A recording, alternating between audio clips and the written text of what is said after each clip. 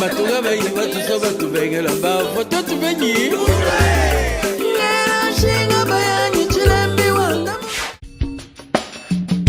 Pense-y, femme.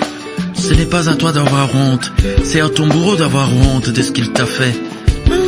Walifani ya nini kwastahili, walifani ya nini kwastahili ubakaji. Hapana tena Mungu wangu, hapana tena Mungu wangu. Mesdames et messieurs, bonsoir.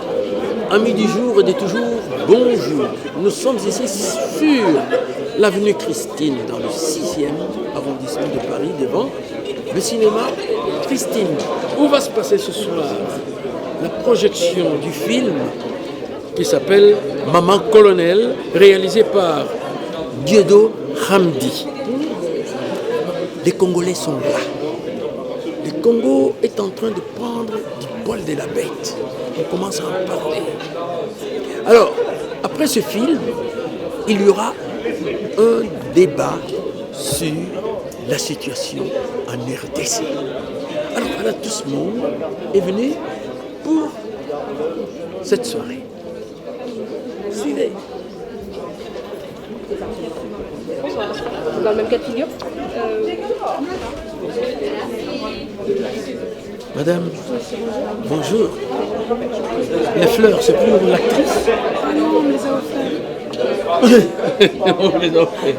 En tout cas, le monsieur a du goût. Mais dites-moi, qu'est-ce que vous êtes venu faire là ce soir? Je suis venue voir un film ce soir.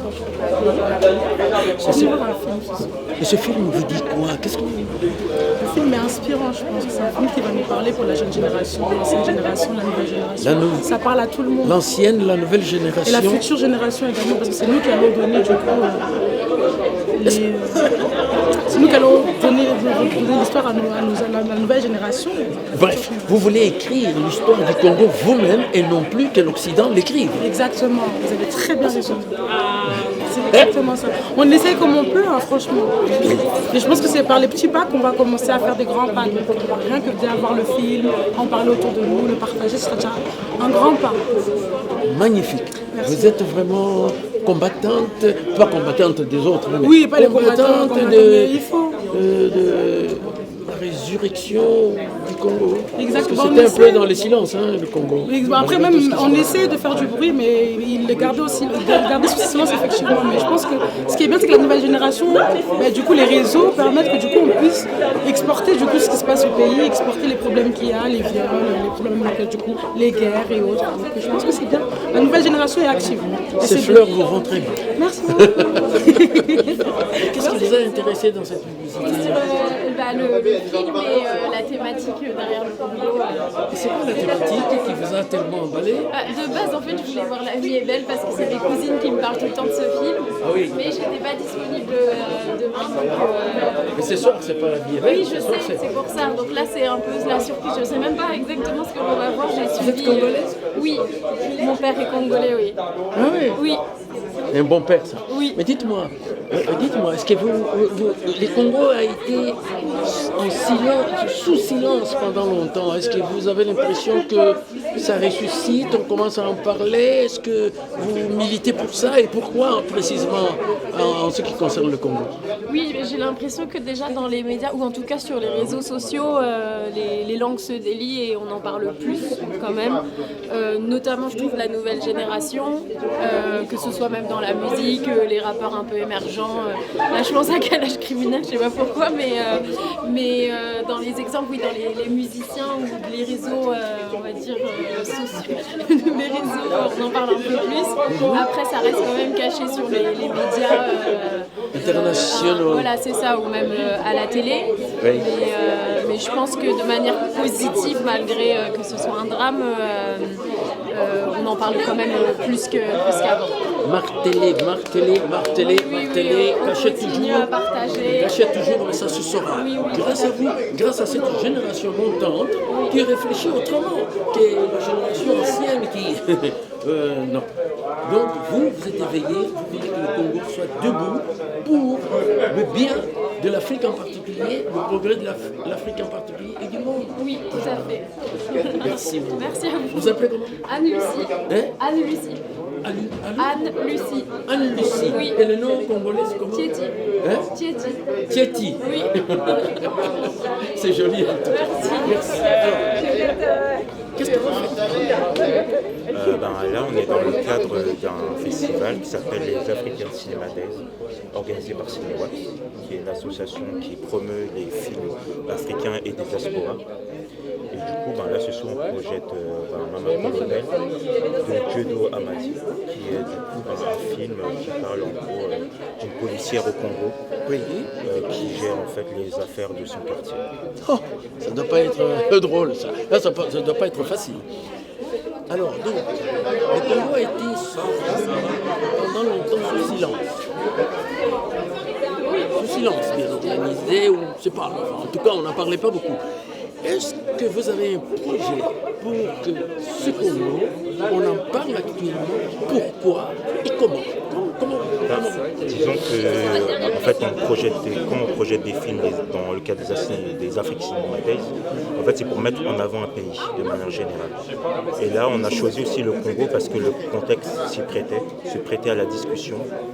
Et du coup, le fait de projeter un film, ça nous permet aussi, nous, de pouvoir inviter tout le monde à discuter de sujets liés au Congo, de l'actualité. Et le cinéma, ça sert aussi à ça, en fait, de pouvoir parler, dire les choses. Le cinéma fait beaucoup de choses. Le Cinewax, vous en êtes où? On a fait un reportage sur vous dernièrement, il y a 7 ou 8 ans, je crois. Où est-ce que vous en êtes actuellement? Actuellement, on est surtout dans les festivals. Comme African Cinema Days.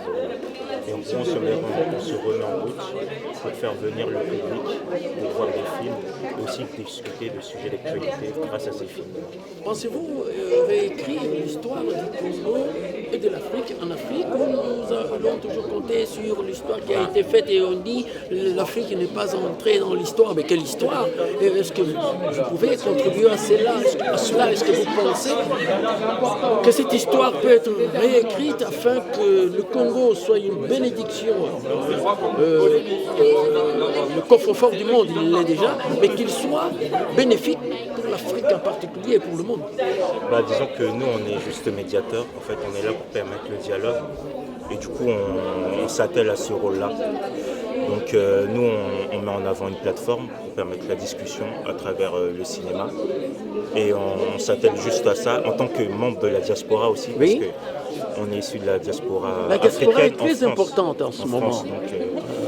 Donc en fait, on s'attelle à notre rôle, et après il y a le rôle aussi des Congolais et des Congolaises qui sont au Congo aussi. Et nous, on essaie de faire notre part à notre échelle. C'est magnifique, bravo, nous vous soutenons, et tout à l'heure il y aura un débat. Oui, c'est ça. Il sera basé sur quoi principalement ce débat? Il sera basé sur l'actualité congolaise, notamment les massacres. Mais aussi la question du film en soi, qui est aussi de l'actualité congolaise de manière générale en fait. Et c'est ça en fait. Ça va être bouillant, mais aussi intéressant. Ça va être intéressant. En tout cas, on va s'appeler à faire notre rôle en tant qu'informateur aussi, et médiateur surtout. Et permettre à tous les gens qui veulent s'exprimer sur le sujet de pouvoir parler à leur échelle. Votre médiation est nécessaire. Merci, monsieur. Alors, messieurs, dames, pour les personnes... Pensez, femme, ce n'est pas à toi d'avoir honte, c'est à ton bourreau d'avoir honte de ce qu'il t'a fait. Walifani Anini. Alors, mesdames et messieurs, voilà, nous y sommes. Nous entrons au cinéma. La séance va commencer. Ils ont été tellement gentils avec nous qu'ils nous ont donné des mikaté. Vous connaissez les mikaté, bofloto en Côte d'Ivoire, et beignets pour les Français avec moambe. Moambe, c'est ça. C'est... On y va? Pâte d'arachide. Pensez, femme, ce n'est pas à toi d'avoir honte, c'est à ton bourreau d'avoir honte de ce qu'il t'a fait. Walifani Anini, wastahili walifania nini kwa stahili ubakaji? Hapa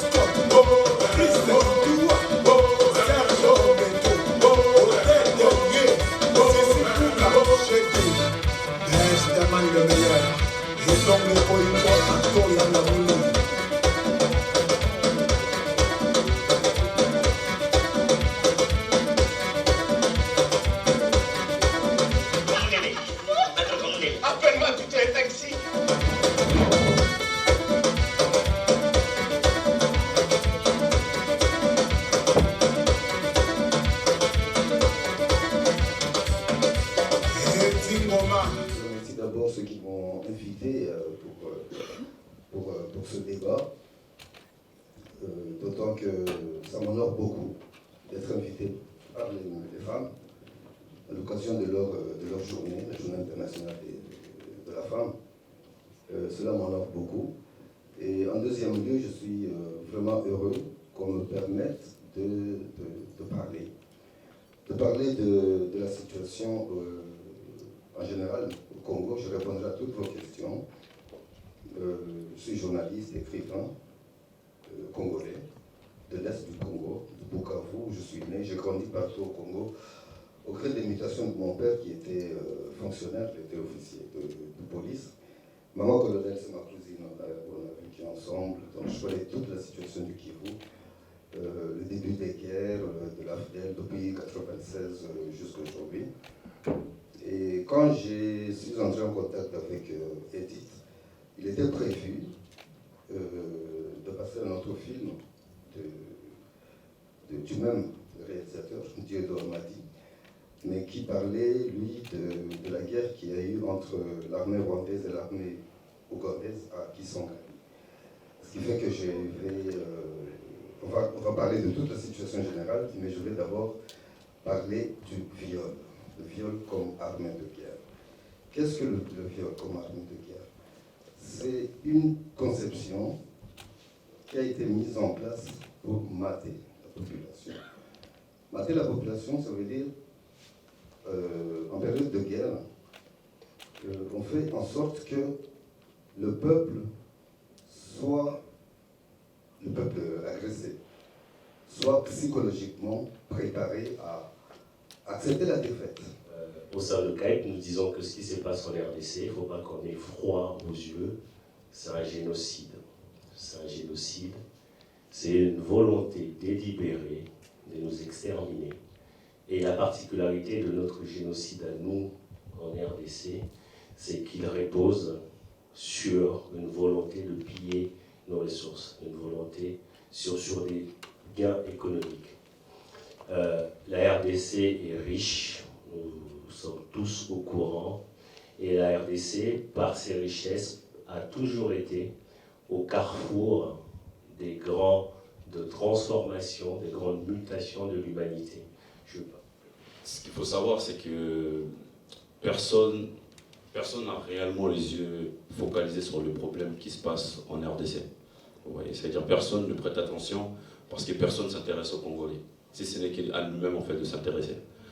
À savoir que ce qui se passe au Congo, comme tu as pu le dire, aujourd'hui les réseaux sociaux c'est une force. Et nous on l'a vu justement que les réseaux sociaux est une force qui nous permet justement de pouvoir mobiliser énormément de personnes.